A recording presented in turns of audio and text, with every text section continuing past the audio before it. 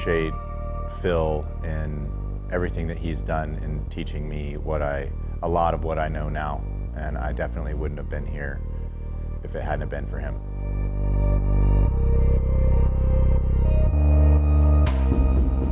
My name is David Keith, and my title is Managing Member of SpexWax LLC. I was born in Austin, Texas, and my parents split when I was 2. My dad went to Oregon and my mom went to New York City.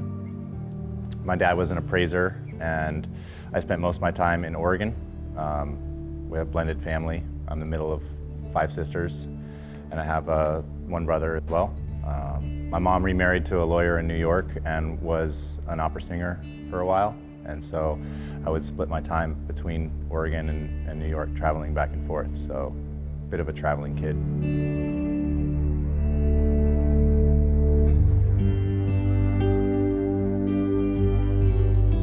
I was a bit of a troublemaker, I suppose. I didn't like school in general. I mean, I got average grades, I suppose, but it wasn't something that I was attracted to. My stepmother said, you know, like, why are you continuing to pay to go to school when you don't know really what you want to do? And she said, you know, you can always go back, but it just seems like you're wasting your time and maybe money by doing something that you're not for sure that you want to do.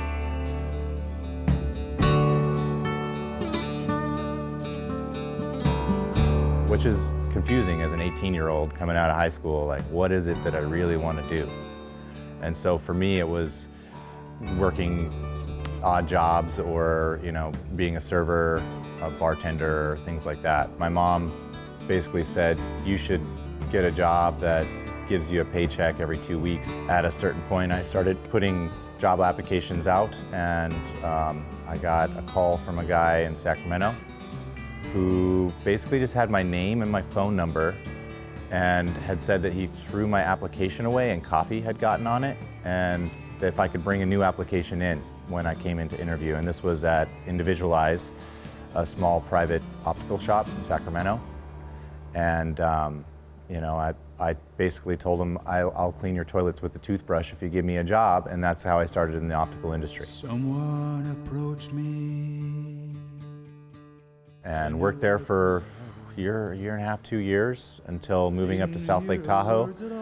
There was an optical shop there that I applied and got a job at because I had some knowledge in optical. After 2 weeks, there was just a real weird manager there. The owner didn't really like, and fired that guy and promoted me with a $100 handshake, and basically saying, you know, I like what you do and we appreciate you.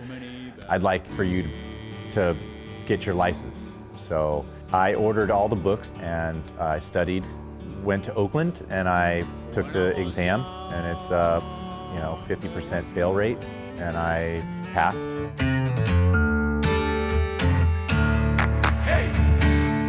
Subliminally, I was seeing or hearing San Diego, and so it was a natural thing for us to say, let's go to San Diego. So I sold my car and I bought a van in Sparks, Nevada from a family at a Walmart. Stopped to say goodbye to some friends and went on to San Diego. And when we got here, I was, like I said, I was homeless. We lived on the beaches. We would draw on these tank tops and sell them on the pier for money. And I remember in particular, we were out of money, and we called our friend and had him wire us $50 to get these fishing poles to go fish off the pier.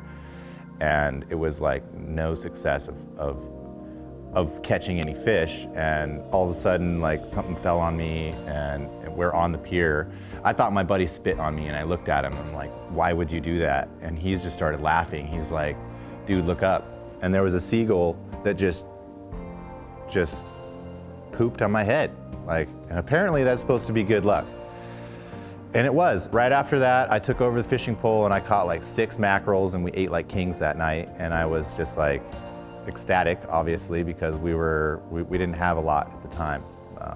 But I was very lucky to have him with me as a friend and somebody to balance out the weirdness of just like not having a home.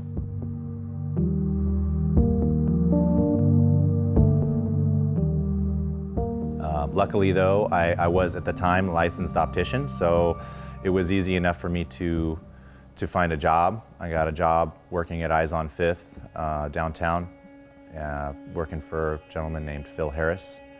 And I worked for him for almost, well, over 10 years. Phil has been a mentor. I learned something new from the guy every time I see him. And I mean, imagine that for 10 years. You know, I know a lot of what I know now. It's second nature because of him. Phil blurting out to me and saying, "Hey Dave, what do you think about making eyeglasses out of old vinyl records?" And I just thought that was the coolest thing I'd ever seen or heard. And that weekend I went to the flea market and I bought a Lou Reed album and brought it home and started prototyping. And that's really where the idea of SpexWax came from. You know, it got to a point where I'm working at an optical shop, I'm wearing these frames that I'm making and people are wanting to buy them. And so I asked Phil, you know, "Hey, do you mind if I run with this?" And he said, you know, "Go for it, you know, see what you can do." Obviously I started out in my living room, so I'm building this collection of, at the time it started with 20 shapes, and I would carry around the shapes that I had inside of a violin case or a guitar case, and I would wear the most eclectic frame that I had in the coolest clothes that I had, and I would walk into optical shops and see whether or not they mentioned something about my frame. We were in Los Angeles and I found this optical store called Hotel de Ville, and they were the first people to accept the glasses. One of their clients was Randy Jackson, and he chose one of our frames. We've had quite a few interest from different types of people within the entertainment industry or sporting industry that really means a lot to me that those people are seeing the quality and the uniqueness of this brand as we do. I am proud of the fact that I get to do something different every day, so I would hope that it has a similar feeling in where we're still focused on the individual and being able to make a custom frame that suits that person and their style and their color palette or whatever. You know, the advice that I would give myself would be, don't smoke cigarettes. Other than that, like, I feel like I challenge myself every single day to, you know, to come up with something new and to keep things interesting, and I enjoy what I do and where I'm at. I think that I would want to be remembered as somebody who had passion for what they do. And I think that we show that in every frame that we finish.